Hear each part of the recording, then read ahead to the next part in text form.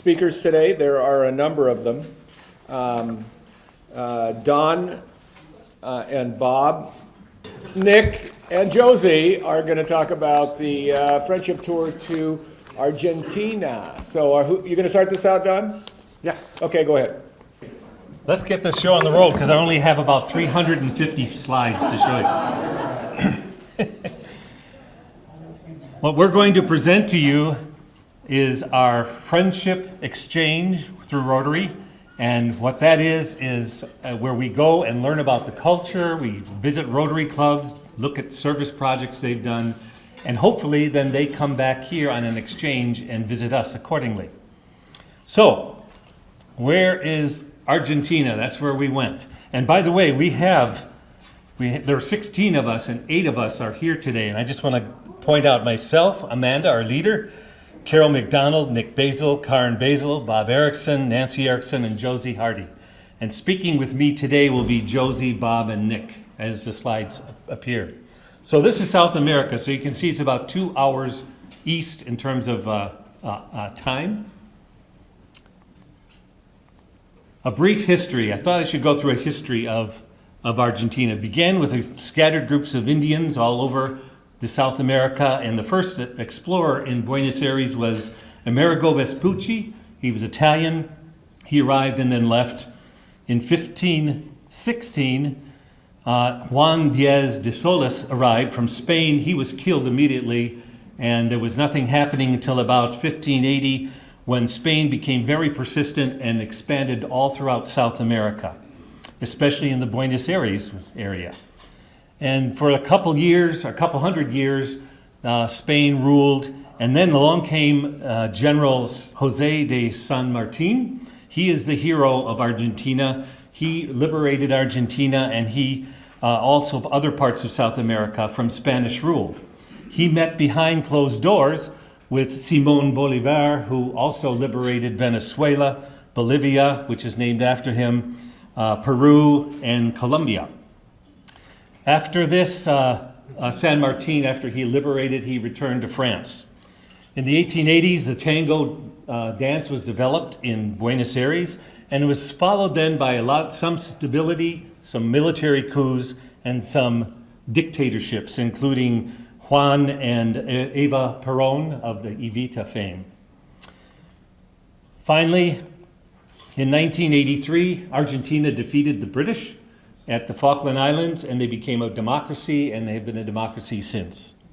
So that is a brief history of Argentina. They were defeated by the British. Yeah. What did I say? They defeated the British. Yeah. No, British. No, the first couple of days. Okay.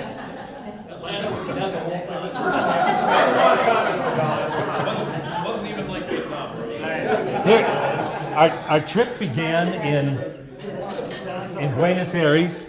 We spent the first day, we went over to Uruguay and back. Then after a few days looking at the culture in Buenos Aires, we went over to Mendoza, which is an oasis. It's in the middle of a desert like Las Vegas, but they have a very sophisticated canal system which brings the water down from the Andes, and they have wine vineyards there as well as a city that is well watered. We went back here, then to Buenos Aires, and got on a small vehicle, a transportation bus, and we went to Carmen. We were all crowded in this bus, but we got there and spent time with Amanda's, where she was a foreign exchange student. And so we got the large city, we got the medium-sized city, and the small city, Rotary Clubs in each of those areas, and projects as well. Then we came back to Buenos Aires. Some of us went home to the United States. Some of us went up to the Iguazu Falls and saw the national park there and all the falls, and others ended up in Patagonia. So that's the extent of the trip, and we're all done with our presentation.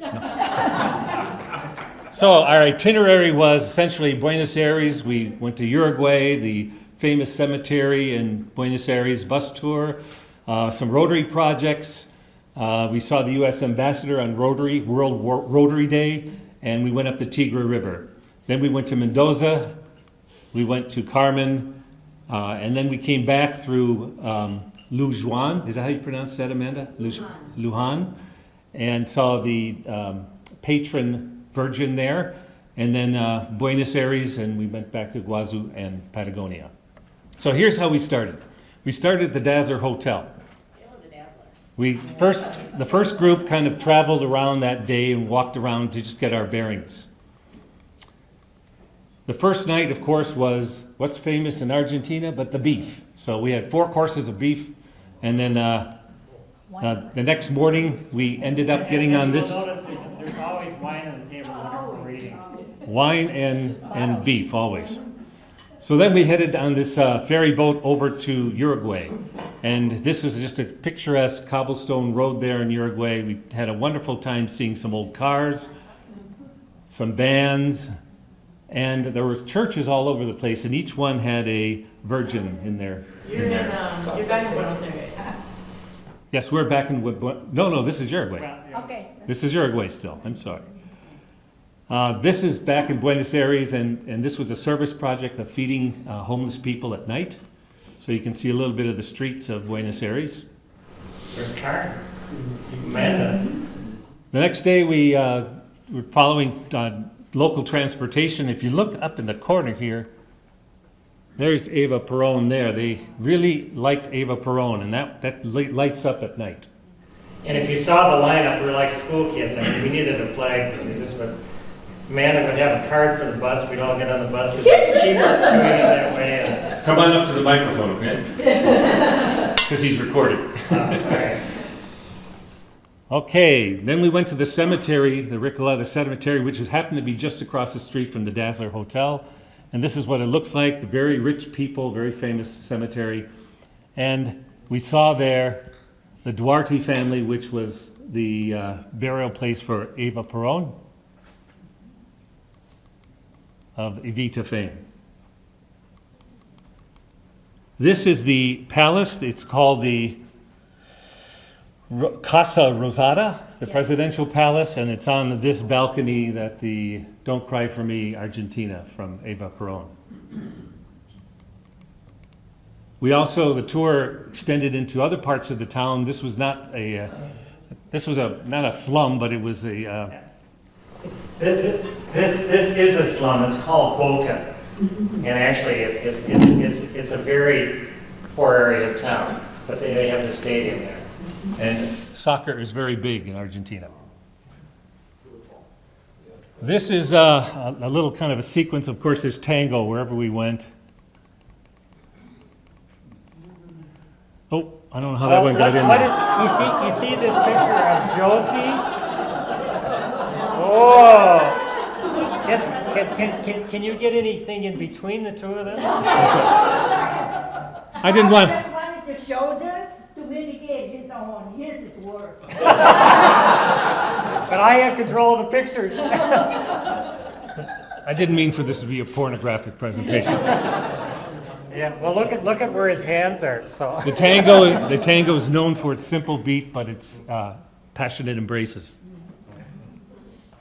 And there she is with the two dancers. We also had several other pictures of Josie that they were a little blurry because she was complaining she couldn't eat properly in this restaurant, couldn't cut her meat. So the waiter came over and started to cut her meat, and then he proceeded to feed her. I must have been so excited about taking the picture that it got blurry.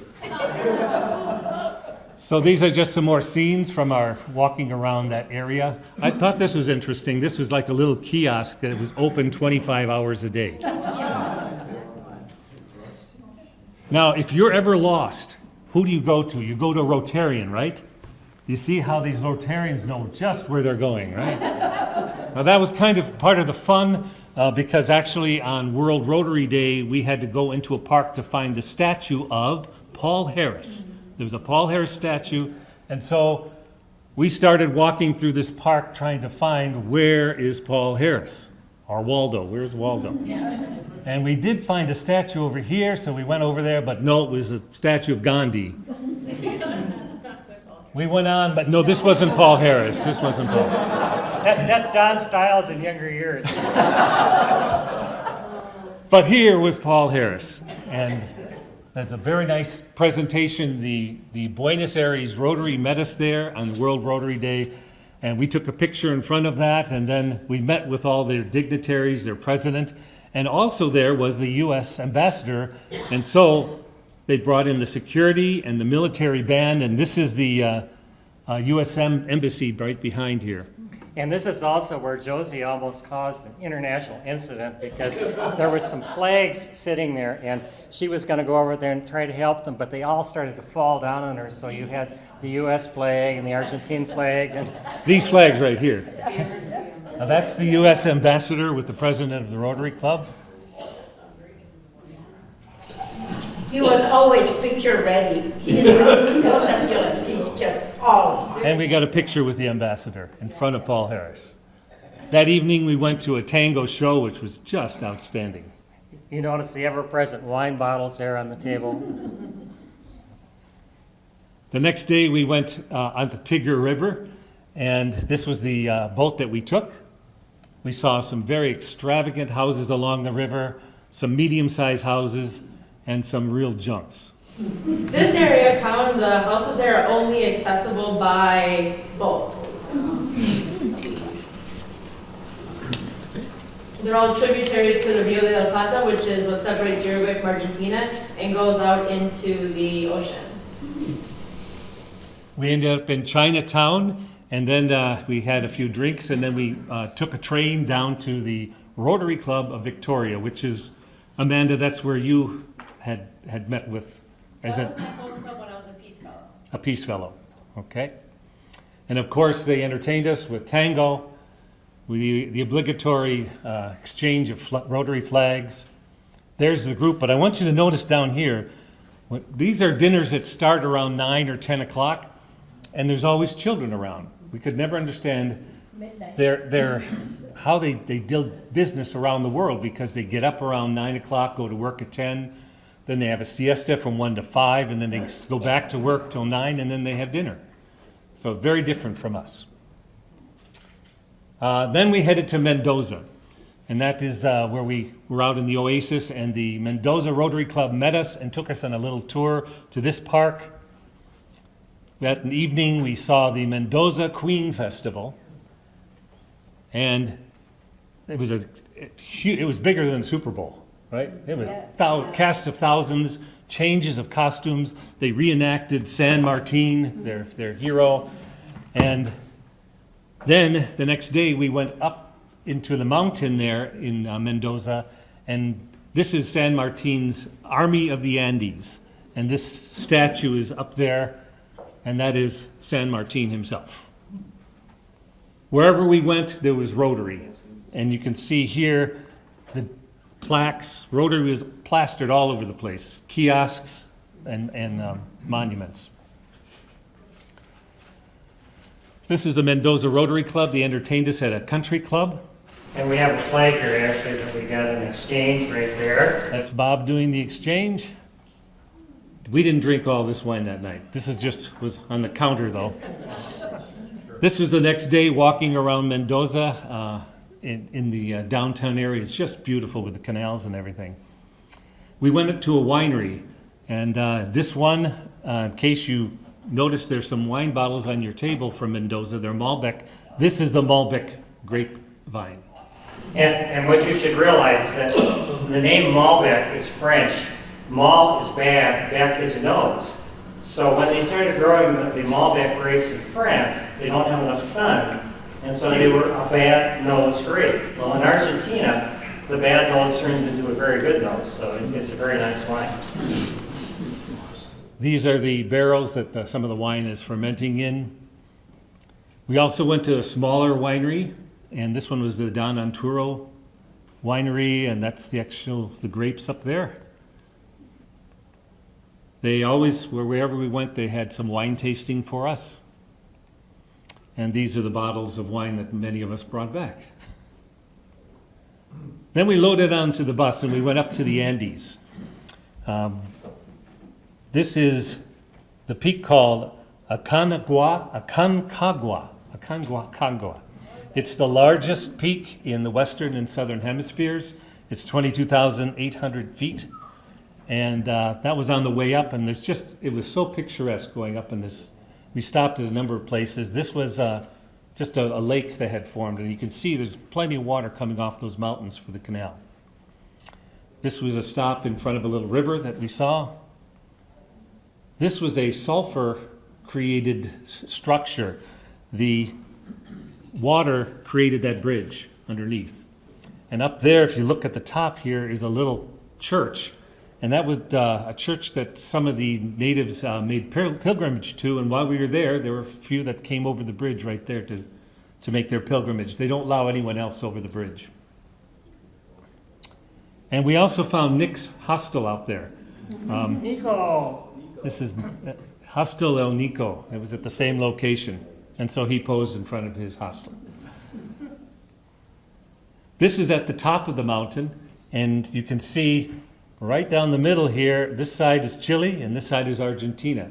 So we actually got into Chile as well. And those people down in front are bicyclists that came up this mountain on a very windy switchback road that you'll see in a minute. From both sides. From both sides. And it was freezing cold up there. You can see the wind blowing. And of course, at the bottom of the monument, there were indication that Rotary's been there. And this is the switchbacks going back down. Was a gravel road. The bus tried to avoid all of these bicyclists. I have ridden across South America, and we had to ride on some roads like that, so. So we came back from Mendoza into Buenos Aires and we loaded it. Before what we should also tell you, another benefit of traveling with Rotary. We were staying, and I think it was at least a 4-star hotel in Mendoza that was arranged for us by a local Rotarian. And I think it was like $100 a night per couple. So, I mean, again, this just shows you how these trips are something that are really a bargain if you go on them. Okay, we are back now in Buenos Aires and we were catching this bus out to Carmen. And believe it or not, this was our hotel in Carmen. Hotel Isis. And that was not a 4-star hotel. No. But if you look at the, this is after Isis, the Egyptian god, okay? Not the Isis that you've heard about. But it was interesting because it was a local meeting place for... Well, actually, the history of the hotel, as we heard it, was there are customs in some parts of the world, including this little town in Argentina, where somebody would take their girlfriend and go at noon. And so the whole thing was set up so that you could pull your car and then pull curtains over, go either on the first floor or go upstairs to a room. And so you could spend your lunch there or other times of the day or whatever and exit without being seen. And because I am a really good tour guide, I didn't tell them that until we were on the bus going back to Buenos Aires. We wondered why there's that back entrance. Okay, this is Lorena, who helped with Amanda in translating and also accompanied us. She's a friend of Amanda's. That's her dad, who entertained us at his house. And that's Carmen. This is when we were relaxing. We saw some nymphs and by the pool there. And then the men were taking a siesta. But this is how we were entertained. Everywhere we went, there was the beef. And there's 4 courses of beef wherever you went. That's Lorena's father. Not just beef, they also had some sausage that I think were a combination of pork and beef. The other thing we were introduced to was the national Argentine drink, which is mate. The next morning, we headed out to see the city of Carmen in some vocational visits. So Carmen is where I did my youth exchange with Rotary, and it's a town that is only probably 5,000-6,000 people in its center, and it's a farming town, so all around is surrounded by farms where they extend the population and say it's more than that, but you can walk pretty much everywhere. There's no taxis to pick up. It's a very small town. So when you're going up to see the town, the downtown is what is it, an 8 block? 8 blocks. And they had arranged for their local TV to follow our Rotary group around that day. And we stopped first at the butcher, and because we just finished lunch, I'm not going to show you the rest of the meat pictures. We stopped at the local pasta shop, and he had showed us how he prepared pasta. This was my third host family when I lived there. And then Amanda took us to a local manufacturer. This is the president of this farm manufacturing company. He was very proud of his equipment, and this is the kind of equipment that he actually sold and distributed. That evening we went to the Carmen Rotary Club. And of course there was beef, but I took a picture of their bell. That's how fancy their bell is. Their tradition is they start the meeting by raising the Rotary flag. And we should also comment that in a lot of these towns in Argentina, there was true in Victoria, it was true here, the Rotary Club owned the building that they had the meetings in. This was the group at the table. We don't need it. Obligatory exchange of flags. And at the end of the meeting, they lowered the flag. Here's the TV crew interviewing. And then, as is customary, and on your tables, you will see some liquor, which you may have partaken in now. And now would be a good time. We put these bottles on so that you could take and join in the spirit. Our small glasses there. Experience now. I mean, the difference here is that you haven't been drinking wine for 3 or 4 hours. If you choose to buy. It's not midnight. We wanted to give you a flavor of the trip. We started at 10, had dinner, finished around 12, and then they started with the liquor. So for whoever wants the bottles on the table, there's little cups there that you can see it. As is customary in Argentina. It might make my council meeting a little more interesting, doesn't it? Next day, we went to a farm auction with all kinds of farm animals, horses, cows, steers, pigs, you name it. And this is the auctioneer. This was some of the gaucho boys watching the auctioneer. These are some of the beef that was up there for auction. And this was a particular one of the gauchos that the ladies really liked. Should I just leave this one on for a while, ladies? We also visited some of the elementary schools. We actually visited 2. This was one where they lined us up, and they practiced their English by hearing us give a little bit introduction of ourselves. And then we saw all the kids in the auditorium here, just some snapshots of them. And we mingled and went to some of their classes, and again, spoke English so they could hear English being spoken. This was some of the pasta from the pasta shop that we had for lunch, and that was our lunch. Then we went out into the rural area of Carmen, as Amanda explained, and this shop, I think, was around in 1800, wasn't it? This is incredible. It just was over 100 years old. it was amazing. You can just barely see the shopkeeper there, but I don't know. Some of the merchandise in the shelves was close to 100 years old too. I think it probably was a little out of date. I don't know how they got those bottles up there, but. And then we were walking through the streets and we found these 2 children on the teeter-totter. We found this abandoned train station, and we had lunch there, and there's the front of the station.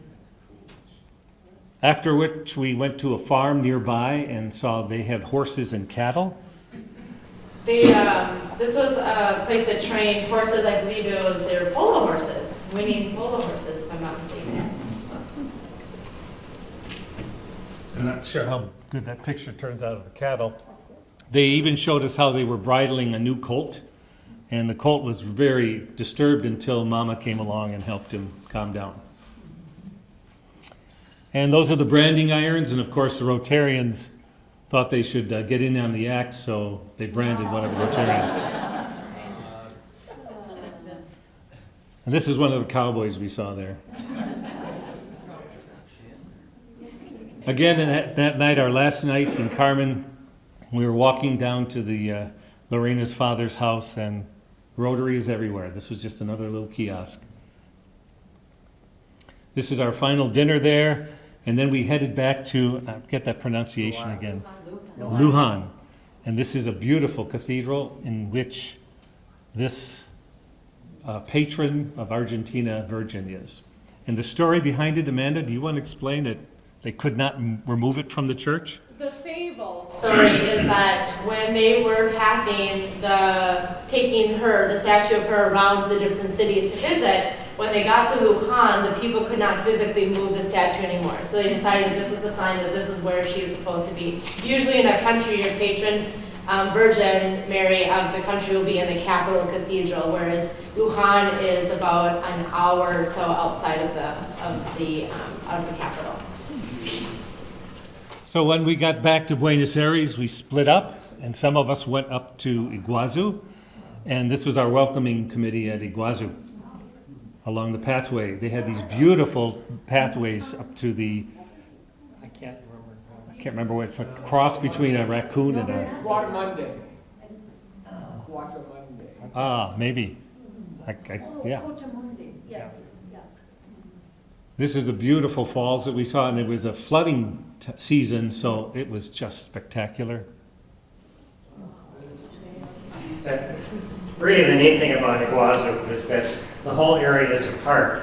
And so it's all unspoiled. I mean, if you go to Niagara Falls, you have a lot of water going over, but because of all the commercialization, you don't really see the falls. But here, we were actually staying right in the park, and so we could walk out, we could hear the roar. It was just a beautiful location. This is the group that was going to, Neil? Did you go out to the mission then, from there? No. That's where the movie was filmed, but we didn't go, Those no, ruins are still there. we did not. You see this little boat down here? Well, we said we had to do that, because what they do is, this little boat goes up underneath here. And so,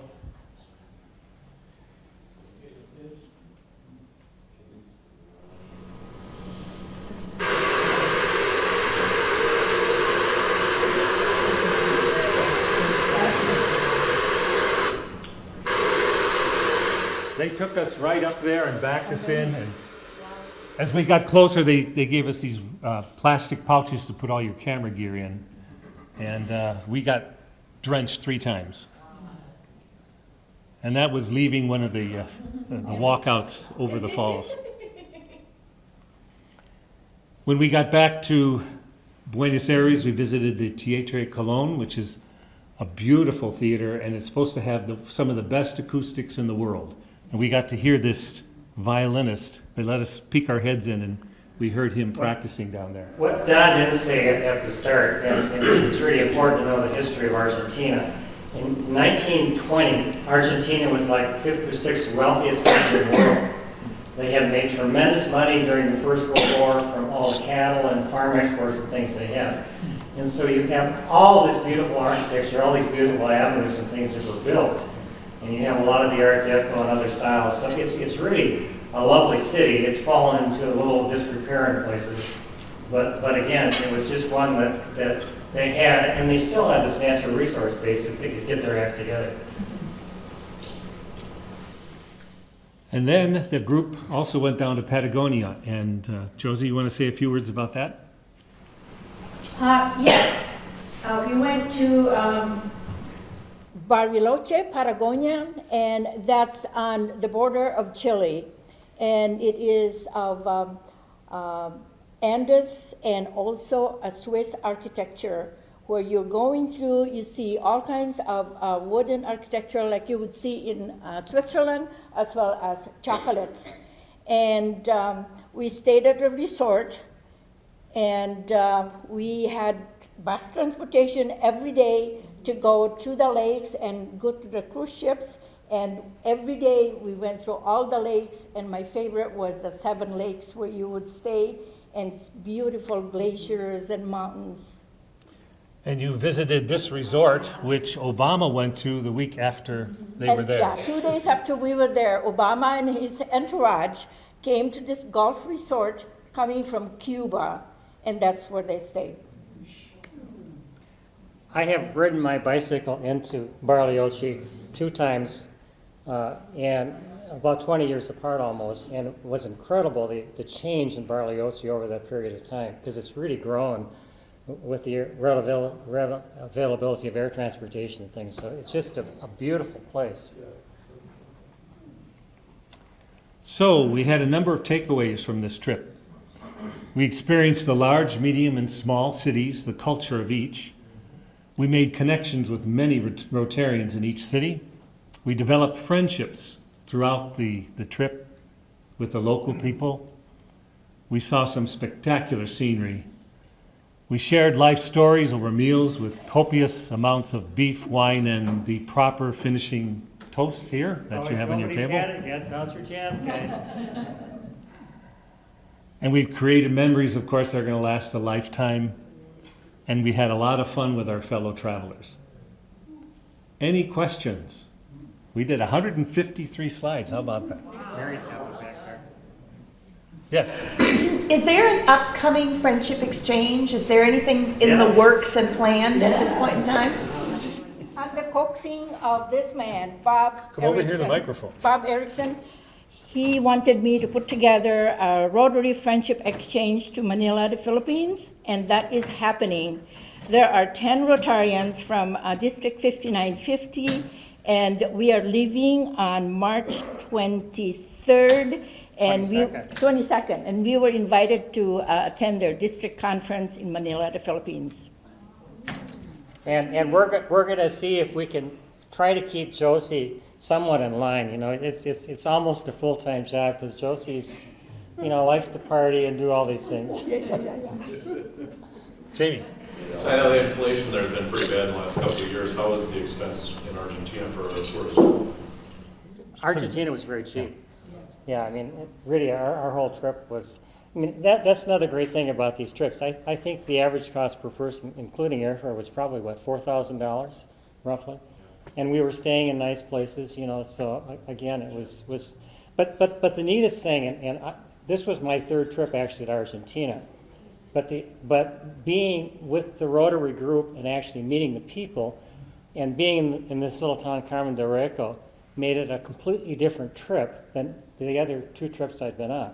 So I just can't speak highly enough of, I think, the benefit of doing this and traveling, and you just have a lot of fun. I mean, obviously, we kid each other back and forth a little bit, and that's all part of the fun of the trip. Rotarians, when they are traveling, they get very hospitable and also very giving. And I have here a nice chain that Mr. Bob Erickson gave me when we were $2. It's her blend. Mark? Say, Don, you talked about Rotary was very prevalent there. Is it a cultural thing, or why would it be? It seemed like it'd be everywhere, and no offense, you don't see it as prevalent here. They advertise it with the plaques. They're out there and they're helping out in the community. Why would you say that? Why was it so prevalent? I'm just curious. Because we saw all the plaques everywhere we went. There's a Rotary wheel. Why would they put plaques up?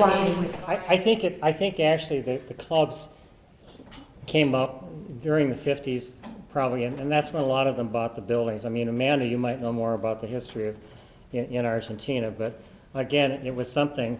A lot of their clubs down there now are struggling with membership and things. The one in Carmen de Reco only had, 10, 12 members? And Victoria was also very small. So I think it's something, and they own this real estate, but it's also hard to. So again, I think this was something that there was a period when they were kind of doing an opening. Maybe it was after Perón was ousted and whatever, so. They also don't meet in the summer, so they met just for us. That's true. They don't meet in the summer. Yeah. Ken? What's the economic status of Argentina? And how do you find the standard of living for everyday people? Yeah. Argentina's standard of living is still quite high, and it's a very educated population. They have some infrastructure issues. They once had a marvelous railroad system. That's since been, they just haven't maintained it. But there's a good network of roads, and so I think that and obviously air transportation is good there. So it's a very nice country. It's really much like Europe, really, in a sense of traveling there.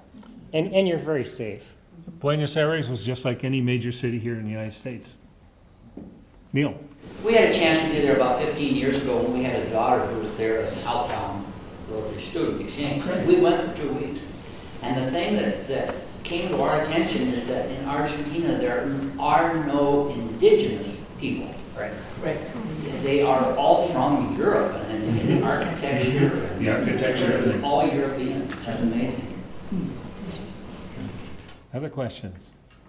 Well, we'll stick around if you have any more questions, and thank you very much.